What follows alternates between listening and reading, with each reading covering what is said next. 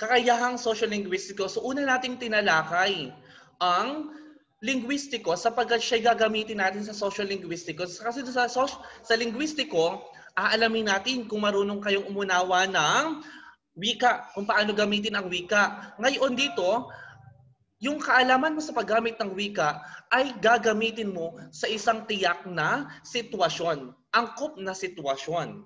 Ano? Ibig sabihin, madadagdagan ang iyong kaalaman, hindi lamang ang wika na ang alam mo, kundi ibabagay mo ang gamit ng wika sa sitwasyon para mas lalo maging makabuluhan ang pagtalakay. Ano?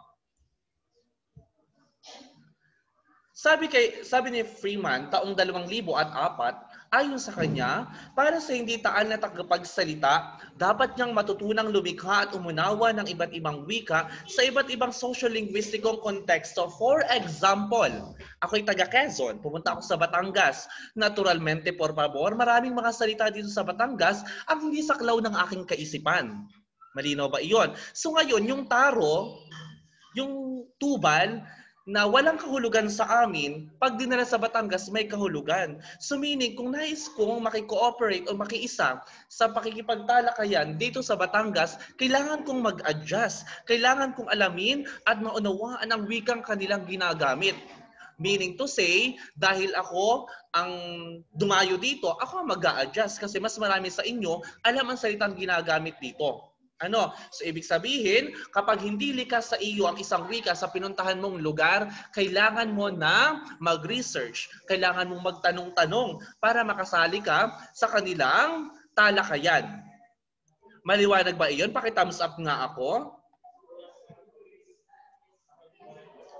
So ngayon, kaya itong si Del Hymes ay gumawa ng isang modelo na tinatawag nating speaking. Ano? Patungkol sa kung paano tayo makikipag-communicate. Kasi doon sa kakayahang linguistiko, mayroon na tayong kakayahan sa wika. Dito sa social linguistiko, ating ibabagay sa sitwasyon ang paraan ng paggamit natin ng wika. Tingnan natin kung anong ibig sabihin ng modelong speaking ni Del Hymes. For S, setting and scene. Saan ang pook ng pag-uusap o ugnayan? Kailan ito nangyari? So sa makatuwid, ang paggamit mo ng wika ay nakabatay sa lugar. Ay for example, pumunta ka sa liblib na lugar na alam mo namang ang mga tao doon ay walang sapat na kaalaman sa wikang Ingles. Tapos ay nag-speech ka doon, gamit mo ay Ingles, magiging makabuluhan ang iyong pagtatalumpati. Masasayang kasi hindi angkop ang wika sa lugar. Ano? Okay, next. Hindi naman kasi sukatan ng talino na kailangan mong ipamukha sa lahat na matalino ka. Ano? Kasi yung tunay na talino, nakikita sa kilos. Hindi mo kailangan sabihin, ay matalino naman ako, marami ko ang medal sa bahay. How about kung paano ka makisalamuha? Ano, okay? Ano naman yung letter P? Participants. Alamin mo kung sino ang audience. Ano? Alamin mo kung sino ang iyong tagapakinig. Ibabatay mo rin of course sa edad, kasarian, maya't maya, lalo na sa relihiyon. Halimbawa, nag-speech ka, tapos ikaw pala'y against sa Katoliko, tapos ang pinag-i-speechan mo naman ay mga Katoliko, hindi kat ikaw ay makakasagasa ng damdamin. Kaya bago ka gumawa ng talumpati, alamin mo kung sino ang kalahok. Nang sa ganon, maging makabuluhan. Tinalakay ko ang mga about, halimbawa ay matatanda ang iyong audience. Ang tinalakay mo naman ay para sa mga teenager. Hindi sila makaka-relate. Ano, okay? Mas makaka-relate ang audience, mas magiging makabuluhan ang iyong pagtatalumpati or pakikisalamuha. Okay?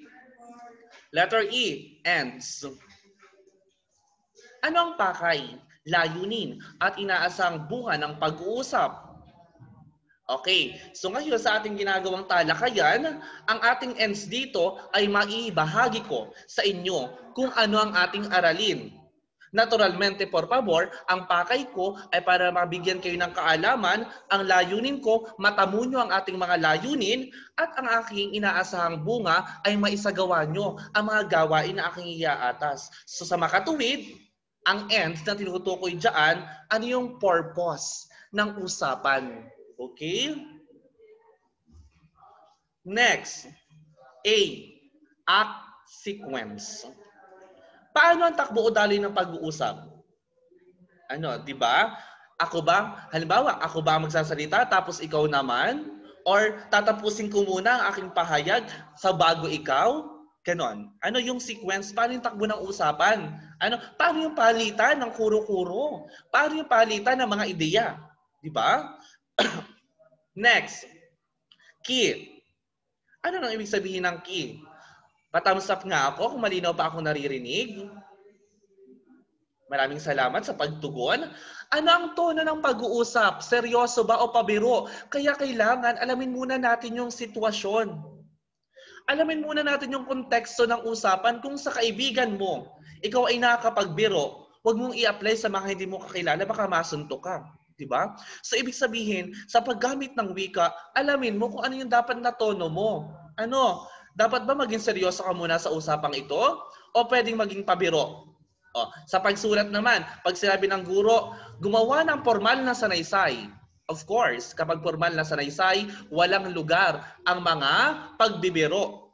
Pero kapag inatasan ko kayo, gumawa kayo ng di formal na sanaysay. Maaari kayong magbiro. Diba? So, ibig sabihin, sa paggamit ng wika, kailangan nyong alamin kung ano yung tono ng pag-uusap. Key. Next. Instrumentalities. Ano ang anyo at estilo ng pananalita? Conventional ba o may pamantayang panggramatika? When we say instrument, ano yung gagamitin mong wika? Okay na wika ba na kahit ano na lamang? Ito'y tumutukoy sa wika hindi sa tono. Yung sa key, tumutukoy sa tono. Ito naman sa wika itself. Or kailangan mo bang gumamit ng wika na naaayon sa gramatika? Diba? So, gumawa kayo ng talumpati na gagamitin yung wika ay umaayon sa alituntuning panggramatika. Ang tamang pagbabaybay, ang tamang pagbabantas ay lubos na kinakailangan. Or pwede sabihin na malaya kayong sumulat sa paraang gusto ninyo. Diba? Instrument. Ang tinutukoy na instrumento dito yung paraan ng paggamit ng wika. Ano naman pag sinabi nating norms? Ano ang umiiral na panuntunan sa pag-uusap at ano ang reaksyon dito ng mga kalahok? Malaya ba o may limitasyon? Norms and conducts. So ano ba yung umiiral na panuntunan? For example, sa seminar, may tanong ka.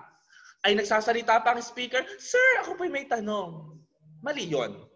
Kasi ang panuntunan sa seminar, kung may tanong kayo, papatapusin muna ang speaker. Halimbawa, nagtuturo ang teacher.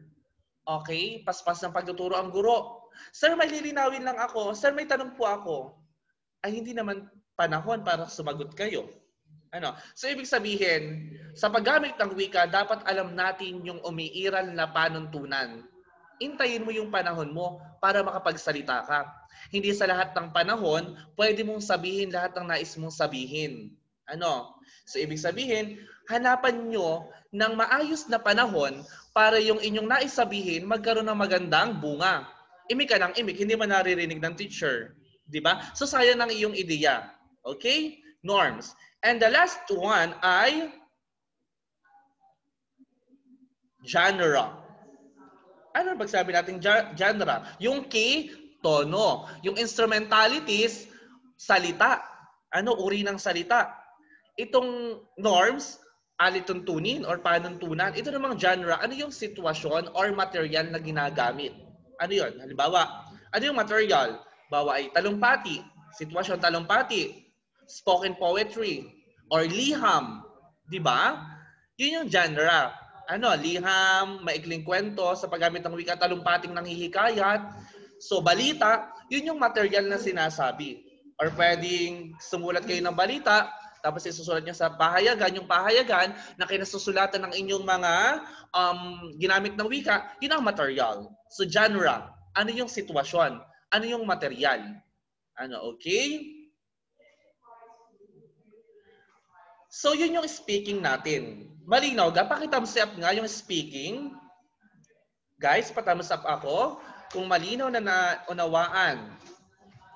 Maraming salamat sa inyong pagtugon. Okay, next. Ano yung etnografiya ng komunikasyon? nakatuon sa paglalarawan at pagsusuri sa kakayahan ng tagapagsalita na gamitin ang wika sa tunay na sitwasyon. Sa linguistiko, nakafocus tayo sa kung paano natin magagamit ang wika. Ito naman sa sociolinguistiko, sa sitwasyon. Ano ibabagay natin ang paggamit natin ng wika sa sitwasyon. Parang pagsusuot lang yan ng damit. May pang-alis, may pamahay, may pantulog. Ganun din ang wika. Ibabagay natin sa kung paano natin gagamitin ang wika nang hindi nasasayang ang ating kakayahan. Alamin natin yung sitwasyon, alamin natin kung sino yung naandon, alamin natin yung panahon, so magiging makabuluhan ang paggamit natin ng wika. Okay? So ngayon, itong sociolinguistiko, mayroon tong binabagayan na variety ng wika. Dahil nga sitwasyon ng ating pinapatungkulan, may tinatawag tayong formalidad at informalidad ng sitwasyon. Maaaring formal o informal ang pananalita, depende sa kung sino ang kinakausap, sa kung ano yung sitwasyon. So meaning, magagamit natin dito yung register. Formal at informal. So tumutukoy ito dun sa register na variety ng wika. Tandaan yon, kasama yun sa exam. Ano? Ang formalidad at informalidad ng sitwasyon ay maaaring pumasok sa register. Ano yung ugnayan ng tagapagsalita? Of course, kung ikaw ay isang kabataan na magtatalumpati ka sa harap ng kabataan, marami kayong mga pagkakaparehas na katangian. So mayroong ugnayan. So natural, kung makikitang may ugnayan, sa anong itong variety ng wika pumapasok? Sa sociolect. Ano? Sociolect na variety ng wika. Na kapag may ugnayan kayo ng tagapagsalita, magiging magaan ang paggamit nyo ng wika. Diba? Of course, pagkakailanlang pangkat etniko, gumagamit ng lokal na wika at dialekto sa kausap na nagmula sa kaparehong bayan ng tagapagsalita. Of course, kapag ikaw ay isang Cebuano at pumunta ka sa Batangas at ginamit mo ang inyong wika, ang inyong lokal na wika doon, ay walang makakaunawa sa iyo. Kung ikay Batanggenyo at ginamit mo ang tubal sa ibang lugar, ay masasayang ang kahulugan ng tubal kasi wala yung gamit doon. So isaalang-alang natin ang etnisidad ng wika. Okay, next. Autoridad at ugnayang pangkapangyarihan. Tinitiyak ang formalidad at kaangkupan ng salita sa harap ng guro, magulang at iba pang nakatatanda at may autoridad. Papasok pa rin ito sa register. Kung ang iyong kapulong ay kaibigan mo na araw-araw mong kasama at kayo ay alam nyo na ang konteksto ng usapan ninyo lagi, na yung mga salitang pagmumura or yung salitang ganito ay may kahulugan sa inyo, so pwedeng gamitin ng informal na gamit ng wika. Pero kung ang kaharap ninyo ay guro, magulang, aayusin nyo ang konteksto ng usapan. Ano? Of course, formal. So papasok pa rin yan sa register. Ito yung apat na pagkilala sa variety ng wika sa sociolinguistiko. So tatandaan niyang apat na yan, ha? Next. Panlipunang phenomenon. Nagkakaroon ng kabuluhan ang salita pahayag kung ito'y nilulugar ng kausap o grupo ng mga tao. Paulit-ulit ko nang sinasabi kanina. Ibig sabihin nito, panlipunang phenomenon, yung salitang ginagamit natin ay may kahulugan, kaya siya ay dapat gamitin. Dito sa Batangas, ang tubal, taro. Ano? Sila ay may kahulugan, okay lang na sila gamitin dito. May kabuluhan sila. Pero pagdating sa ibang lugar, ang tubal at taro ay salitang walang kabuluhan, kaya hindi mo dapat gamitin. Malinaw po yun. Pa-thumbs up nga ako. Maraming salamat. Ano naman yung heterogeneous? Pagkakaroon ng iba't ibang anyo ng bunga ng lokasyong geograpiko, pandarayuhan, socio-economico, political, at edukasyon na kaangkinan ng partikular na komunidad. For example, sa isang community, maraming tao. Yung iba pumunta sa ibang bansa. Yung iba naman, galing sa ibang lugar, pumunta dito. So ngayon, may iba't iba na ngayong paggamit ng wika. So ibig sabihin, sa isang lugar na iyon, mayroong heterogeneous. Kasi, iba't iba na ang paggamit ng wika. For example, mga Aita, pumunta rito sa Batangas, nagkaroon sila ng sariling community dun sa lugar na iyon, pero sakop ng Rosario. So sa Rosario, may mga tao na gumagamit na ng ibang wika. So naging heterogeneous na ang wika, hindi na siya homogeneous na isa lamang ang ginagamit na wika. So ano yung mga nakaka-apekto? Yung geographico. Kaya sa Pilipinas, heterogeneous ang wika. Pulo-pulo tayo. Maraming mga dayuhan ang naka-apekto sa ating wika. Ang edukasyon ng tao ay malaking salik. Pag mataas ang pinag-aralan mo, mas marami kang alam na wika. Pag mababa ang pinag-aralan mo, limitado ka. 'Di ba? Kaya nga sabi ko sa inyo, sabi ko sa mga nagiging estudyante ko, sa pagdami ng inyong kaalaman, sa paglawak ng inyong mundong ginagalawan. Kaya habang may chance kayo, magtamo kayo ng kaalaman. Paano ko masasabi yun? Halimbawa, hindi ka marunong bumasa. Ayaw mong pumunta kung saan-saan kasi baka maligaw ka. Di ba? So, ibig sabihin, sa pagdami ng iyong alam, sa paglawak ng inyong mundong gagalawan. Always bear in your mind. Ha? Paulit-ulit. So, yun yung ating tinalakay sa social-linguistiko. Okay? Yung modelong speaking ni Dalheims, etnografiya ng komunikasyon, variety ng wika sa social-linguistiko, panlipunang phenomenon, heterogeneous. Yan ay nasa exam.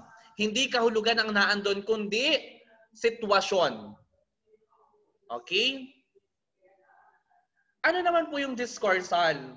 Kung ang linguistiko ay kaalaman sa paggamit at pag-unawa ng wika, ang social-linguistiko ay paggamit ng wika sa isang tiyak na sitwasyon, ano naman po ang kakayahang discoursal?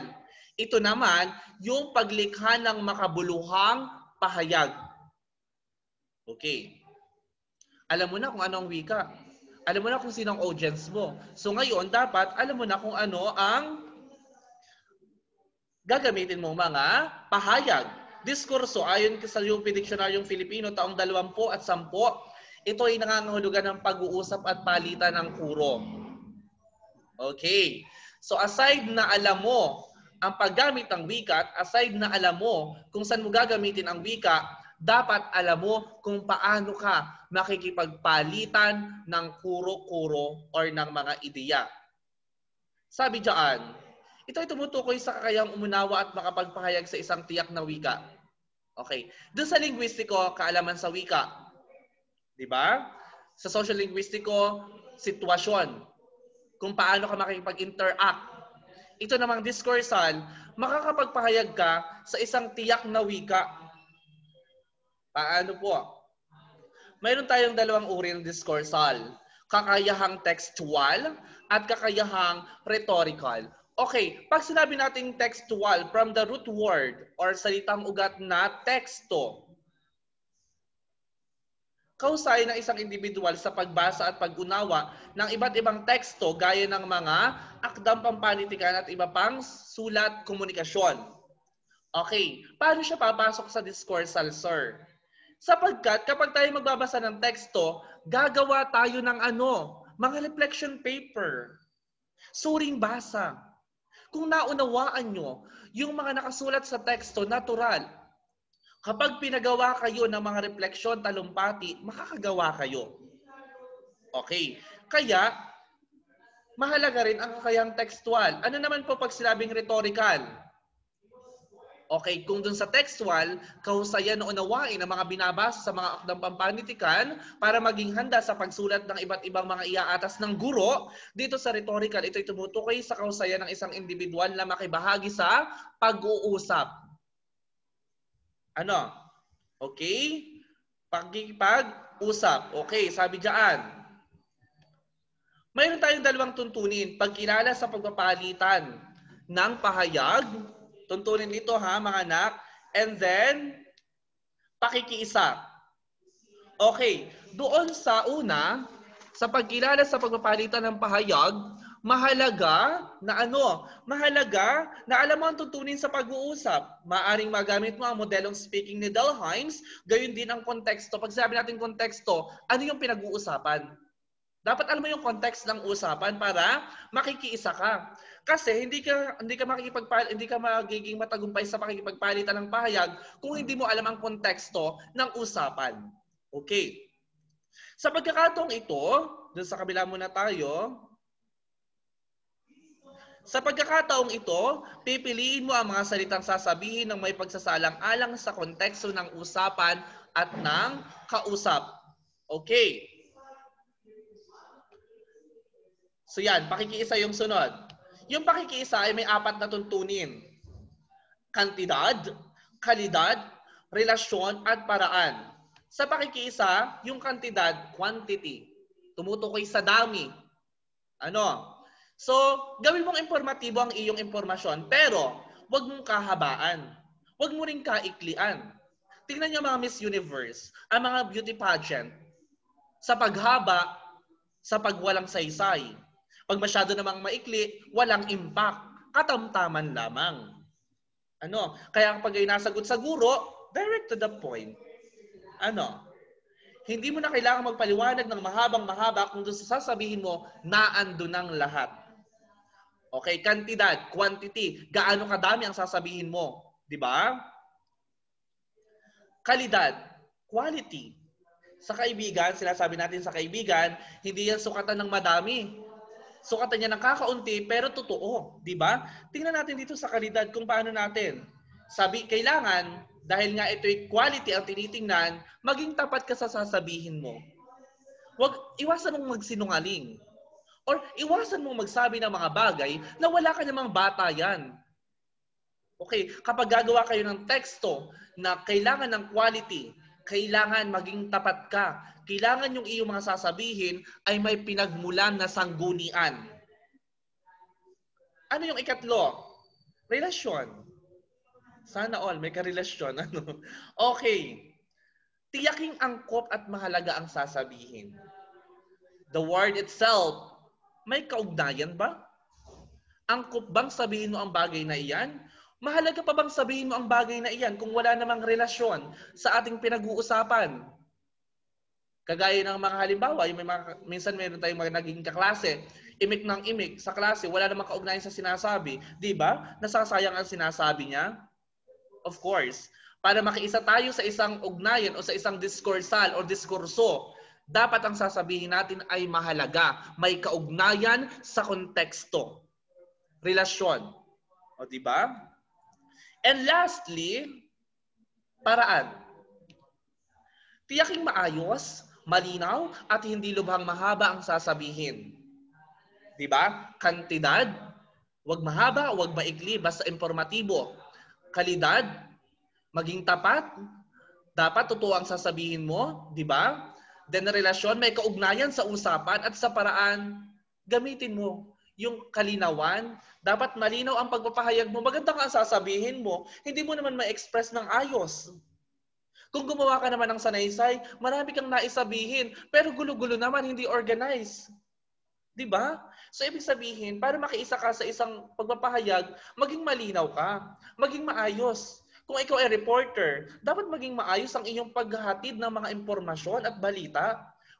Dapat organisado. May unity. Okay, so naiintindihan yung 4 na tuntunin sa pakikiisa. Pa-thumbs up nga ako. Okay. Thank you so much. Okay, at doon nagtatapos ang ating talakayan. Okay. So, sa sociolinguistiko, tinalakay at binigyang diin ko ang kahulugan ng sociolinguistiko, ang modelong speaking ni Dalheim sa magiging gabay natin kung paano tayo makikipag-usap nang magamit natin ang tekstong ang kakayang linguistiko ng maayos. Kasi kung magaling nga tayo sa kakayang linguistiko, hindi natin magamit sa tamang sitwasyon, sayang. And of course, ang diskursal, kung paano tayo bubuo ng maayos na pahayag. Okay. And naandun din sa diskursal yung kakayahang textual at rhetorical. And of course, addition, pag sinabi nating rhetorical, ito yung paraan, pag-aaral sa paggamit ng wika. Rhetorical na ay paraan sa mabisang paggamit ng wika. Ano naman po yung pag minaririnig tayong tanong rhetorical? Yun yung pahayag na hindi na kailangan ng sagot. Halimbawa, ano po yung example ng tanong rhetorical? Halimbawa, may nakita ka na bata. na dinudot yung kanyang daliri dun sa extension, di makukuryente siya. Sasabihin mo ay, gusto mo bang mamatay? Di ba, hindi mo naman kailangan sagutin na, ayokong mamatay. Ang ibig sabihin mo doon, huwag mong gawin iyan kasi mapapahama ka. Yun ang tanong rhetorical. Hindi siya nakakailangan ng sagot. Na ang kailangan mo lang ay maikintal sa kanyang isipan yung mensahe ng sasabihin mo. Halimbawa, ikaw ay hindi nag-aaral lang mabuti. Pabanyig-banyig ka lang. Sabihin ko ay, may pangarap ka ba? Tanong rhetorical yun. Kasi mag-reflect ka, ano bang ginagawa ko? Mukha ba akong walang pangarap? So, ganon. Okay? So, yan. Yun ang ating tinalakay, kakayahang socio-linguistiko at discoursal. Okay.